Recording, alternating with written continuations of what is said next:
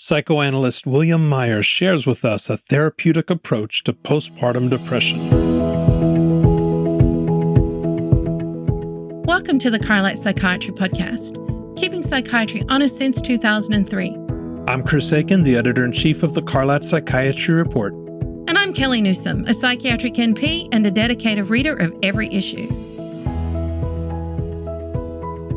I ended last week's podcast with some hope that zuranolone may spare some women with undiagnosed bipolar disorder from taking antidepressants in the postpartum phase.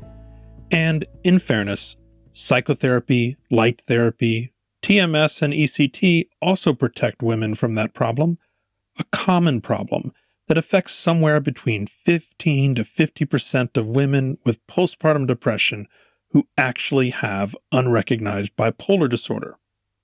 Today we're going to look at the therapeutic approach, one honed by the late William Meyer, a psychoanalyst at Duke who spent most of his career helping women with postpartum depression through individual and group therapy. We caught up with Dr. Meyer at his home in Chapel Hill, North Carolina, shortly before he passed in 2021. He had built a small hexagonal-shaped therapy office in the front of his yard with stained glass windows, and we interviewed him in that holding environment.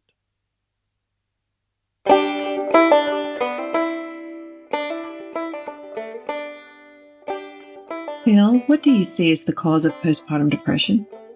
A lot of times we'll see in reports or studies that will say, we don't know what causes postpartum depression.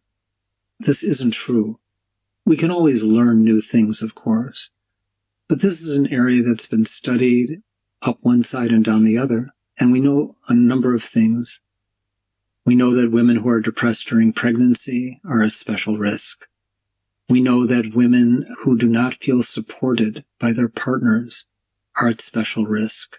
We know that women who have had unhappy childhoods are at special risk. We also know about the things that help women. And it can be any combination of psychosocial, biological, including support groups, which I really haven't mentioned. But I think we are failing this group as a society.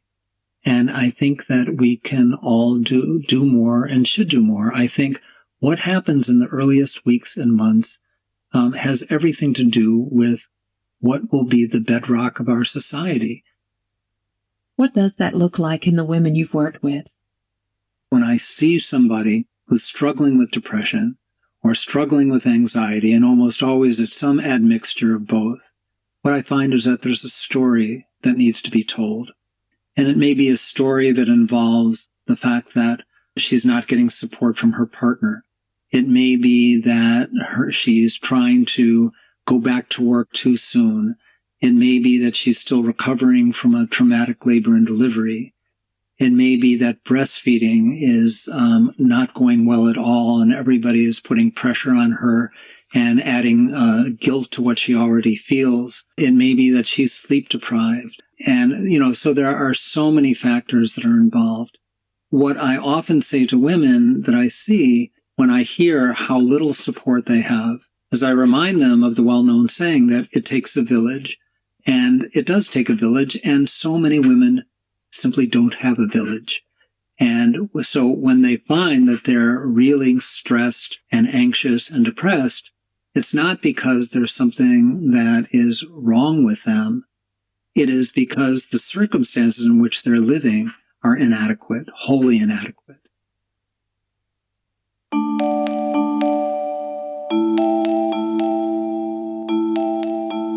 We are trained as healthcare providers to support breastfeeding, but how does that play out with women with postpartum depression? How do you approach that?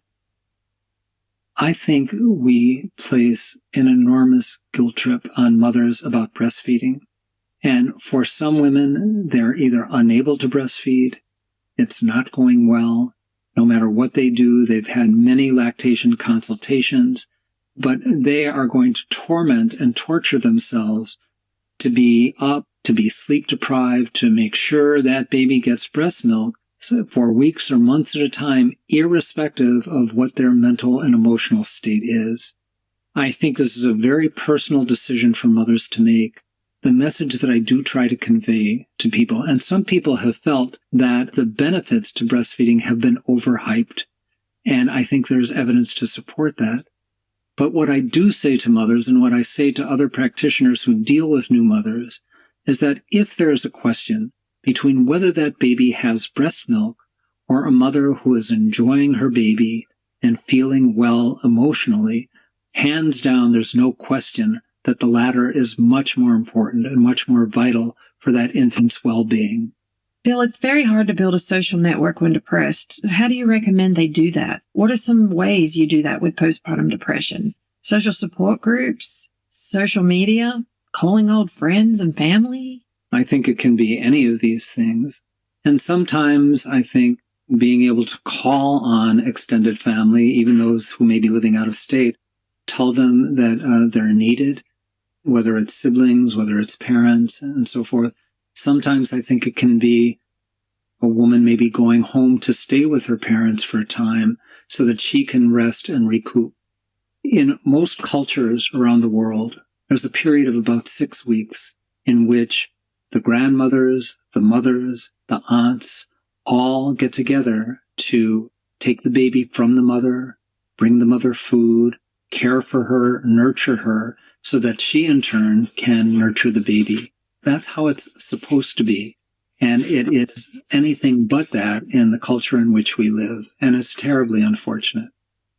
Tell us about what you've observed or experienced with women and the role social media plays in their need for connection. Is it a negative or positive?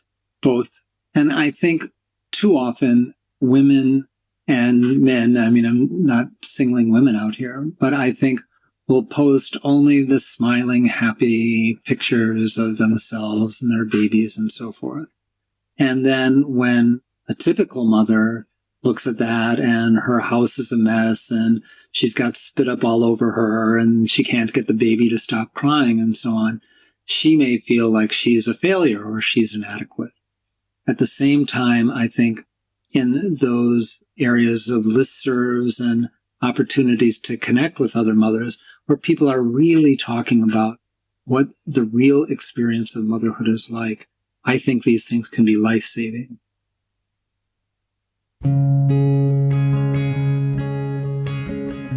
Before we met, I checked out the research and I was impressed to see the psychodynamic therapy has just as much evidence in postpartum depression as CBT. In fact, in one large study, it actually worked faster. What do you think your background as a psychoanalyst brings to this work? One of the things that I think is most important and most helpful about a psychoanalytic perspective is its focus on understanding human development. So what we know is that a new mother is going to fare well, optimally, when she herself had a good experience of being mothered as she was growing up. I think the other thing that's very important, of course, is that she feels supported in her day-to-day experience now. But I think mothers who had very difficult experiences with their own mothers sometimes have doubts about their own capacity for mothering.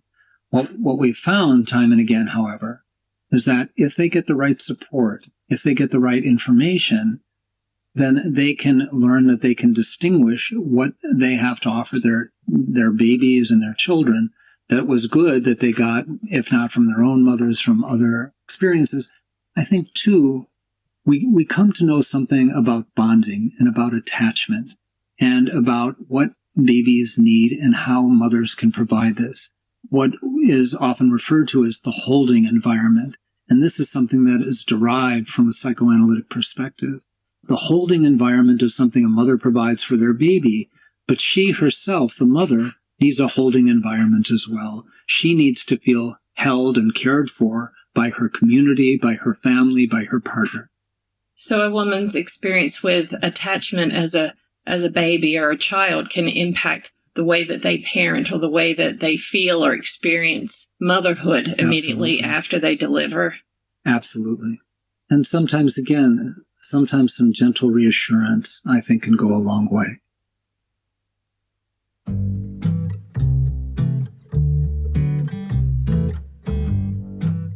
How do you see the role of medication in postpartum depression?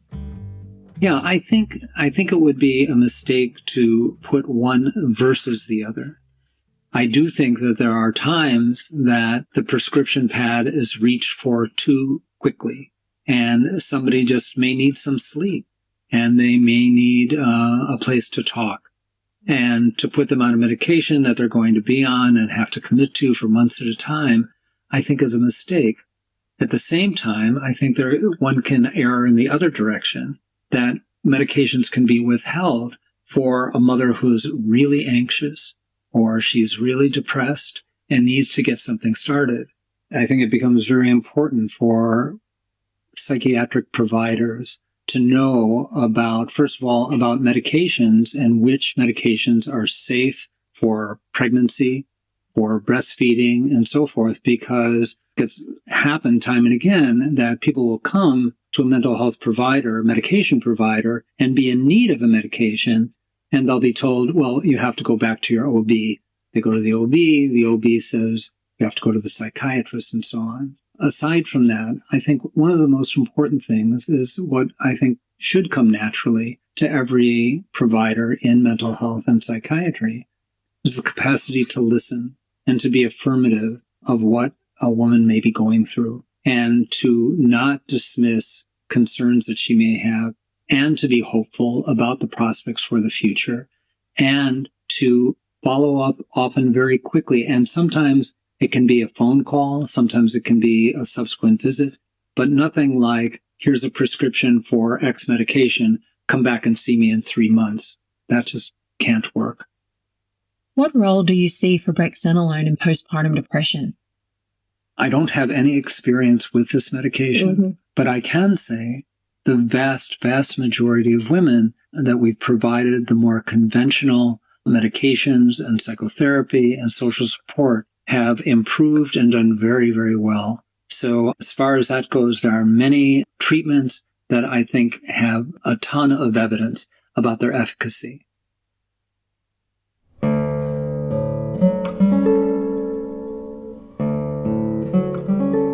When a pregnancy is unwanted or unplanned, it's a major risk factor for postpartum depression. This year, we've seen movements to restrict access to abortions, or even in some cases, to make them illegal. How do you see that affecting the population of women you work with? Well, my own feeling about it is that I think the government's intervention, involvement in these kinds of very serious areas that are medical, that are psychological, I think it is really a tragedy. We now have a support group that I have to do. If it had been the case that they were prevented from doing this, I can't imagine how much worse would their situations be. The question about whether to terminate a pregnancy is nothing I've ever seen anyone take lightly. And it's usually a very thoughtful, important decision that's made between a woman, her family, her loved ones, and her healthcare provider.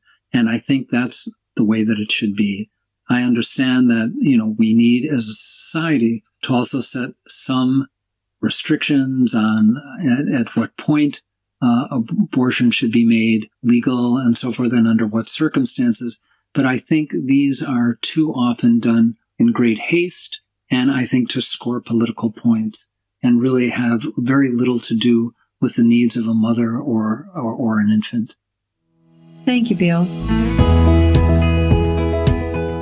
Join the Carlat conversation online through the Daily Psych feed. Search for Chris Aiken MD on LinkedIn, Twitter, Facebook, and that new one, Blue Sky. Thanks for tuning in and helping us stay free of industry support.